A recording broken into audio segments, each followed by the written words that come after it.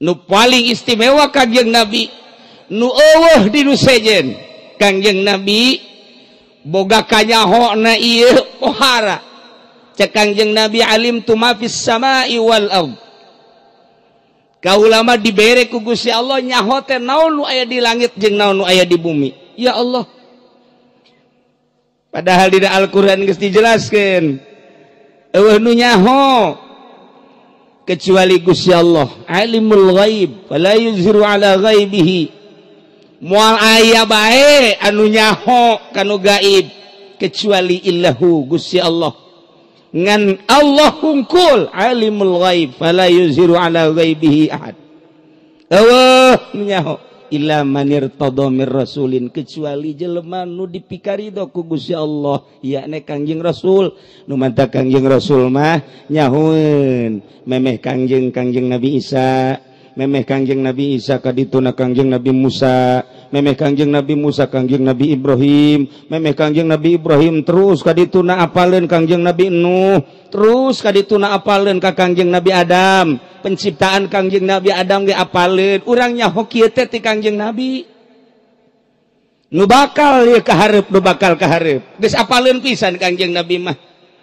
dihareup cek Kangjeng Nabi kade diperkirakeun cek ahli sejarah ahli tarikh sekitar tahun 1500 Hijriah kuari 1420 seberapa opat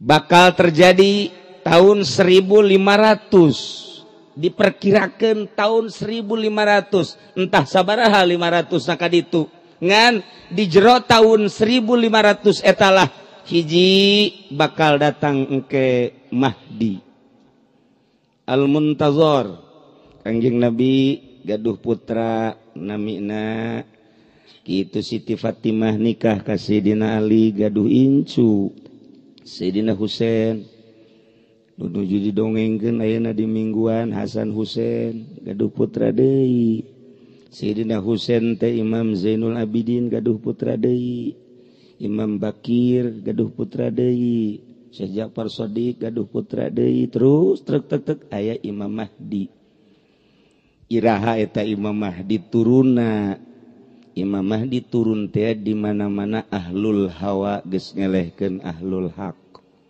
di mana-mana ahli maksiat geus ngelehkeun ahli taat di mana-mana di lembur Cilongok geus loba nu mabok di mana-mana di Cilongok geus loba nu zina di mana-mana di Cilongok geus loba pamalingan di mana-mana pamarentahna di Cilongok bae lah ulah sa Indonesia di Indonesia mah gede teuing di Cilongok bae pamarentahna RT na geus teu bener sakumaha di Caki Sarip jore jasa RT di urang mah dibandingkeun jeung Kangjeng Nabi jare jasa pasti bae tuh ngabandingkeunna jeung RT tah ieu nya di mana geus areleh nu bener kudu salah di mana awewe geus teu marake tiung di mana awewe bujalna geus nongtot di mana awewe ping-pingna geus diumbar di mana-mana awewe bobogaanana geus dijual dihutangkeun dikreditkeun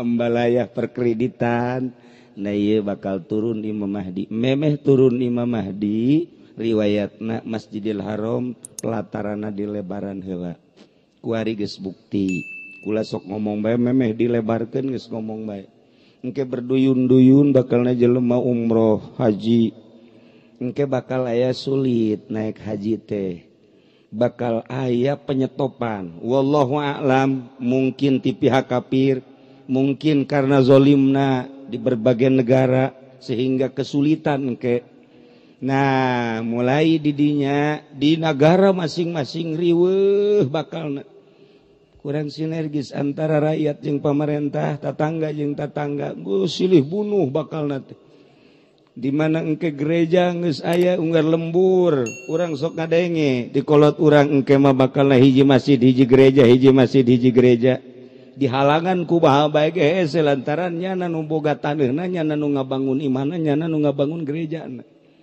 Sumarekon gereja wah luar biasa BSD wah sakedeung deui di daerah Kendal di neuleuh seketna pohara jasa mun camat tanda tangan gereja pangheulana ka neraka camat bupati tanda tangan gereja insyaallah jadi suluhna pengikutna atuh jadi panghurung lah si gade Mahdi al-Muntazar kula dek caritakeun ilmu Kangjeng Nabi ka hareup tah sanggeus Imam Mahdi ditunggu-tunggu turun da Imam Mahdi turun di beat engke ku 40 ahli ilmu sadunya tidinya kakarak ngaku didinya lah nyana berjuang keur beujeuhna mantep berjuang turunlah Dajjal mah matana sabelah nyana nongtot sabelah luhur bisa hiber nyekel daun bae bisa jadi emas bisa jadi duit mawana nyana mah keragaji asal nu teu nurut ka nyana diragaji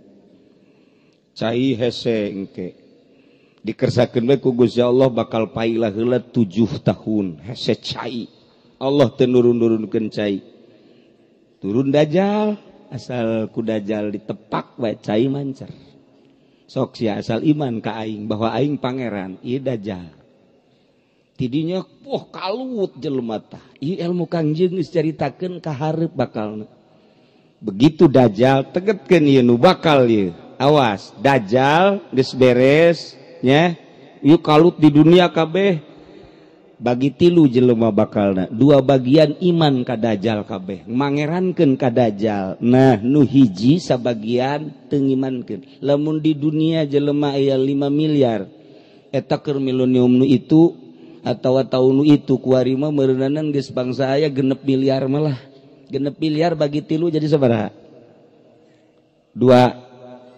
4 miliar mangerankeun ka Dajjal 2 miliar henteu nu 2 miliar ge nu 2 miliar dibunuhan tersisa lalaki hanya 70.000 awewe hanya 40.000 nu henteu iman diudag-udag ku Dajjal nah ieu sing hade beres Dajjal kalut turunlah Kangjeng Nabi Isa alaihis salam di mana turun Kangjeng Nabi Isa di Palestina okay.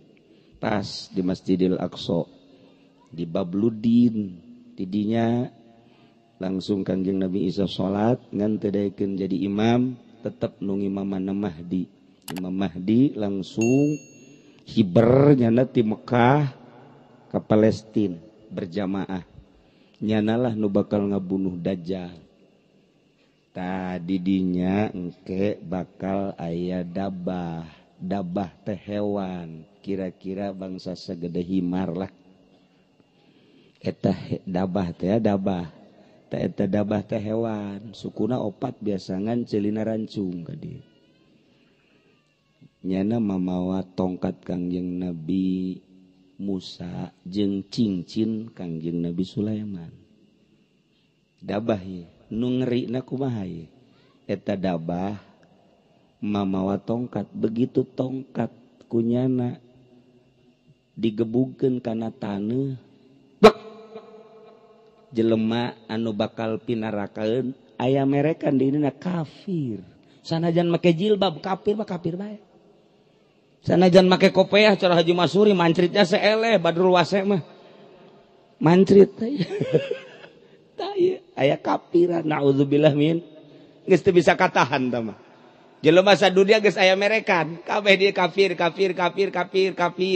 cincin Kangjeng Nabi Sulaiman digebugkeun kana taneuh plek jelema aya merekan di dina mukmin mun awewe mukminah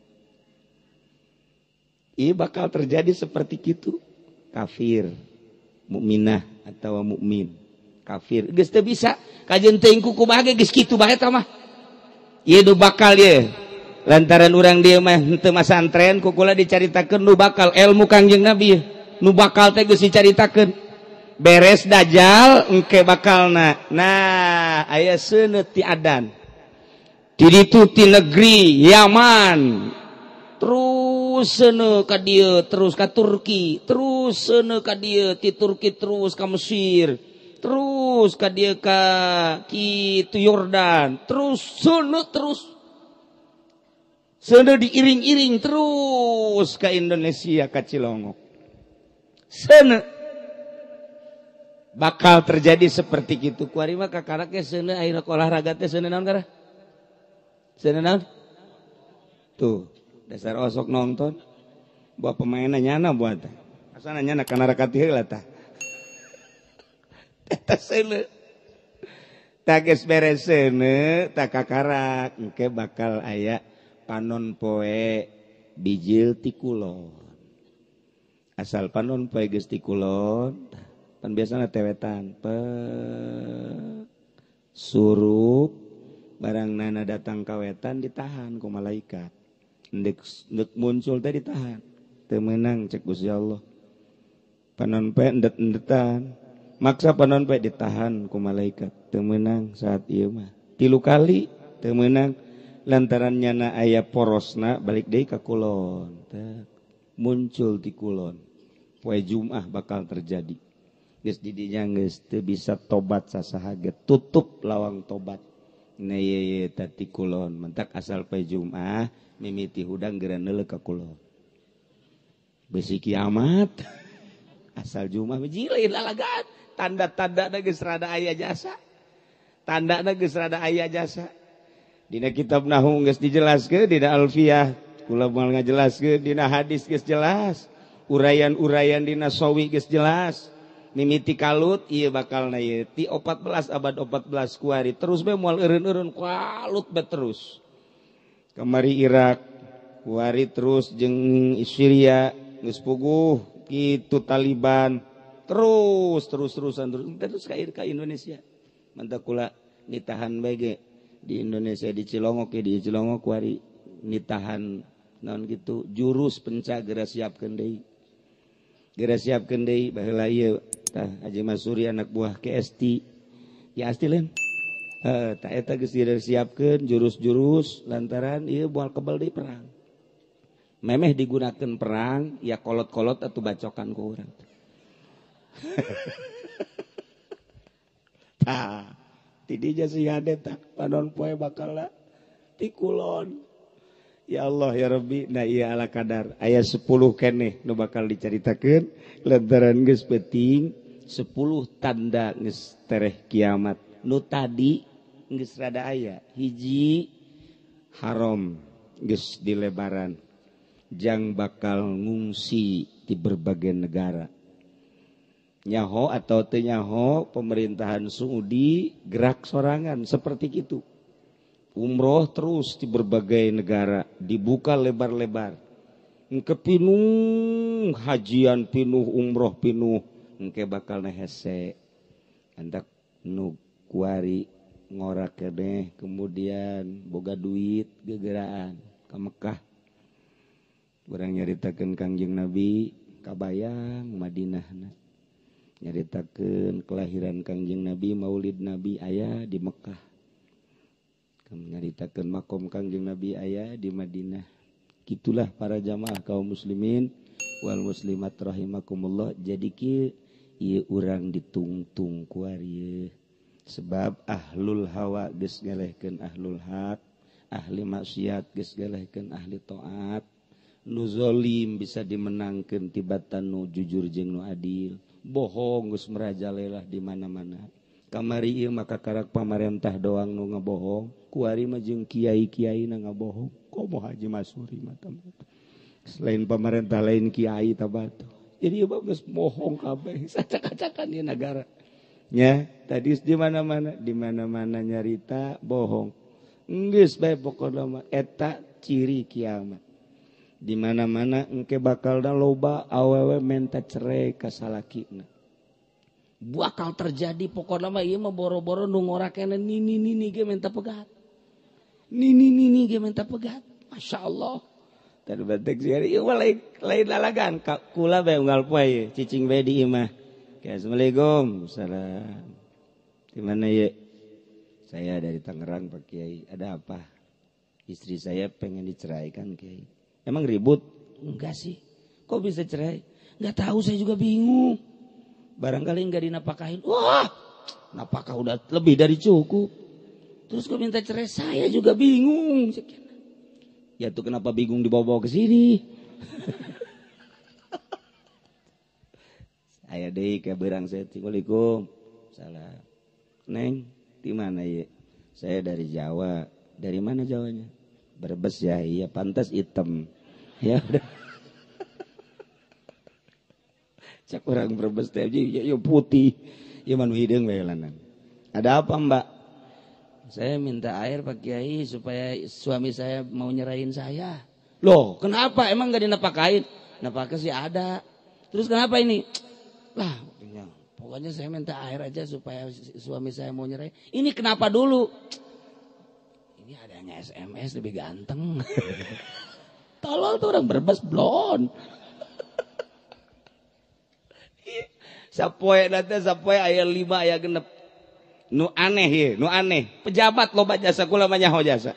Pejabat Tangerang PNS, Pemda loba jasa anu pamajikanna hayang cerai. Model nu leuwih aneh deui, nu leuwih aneh.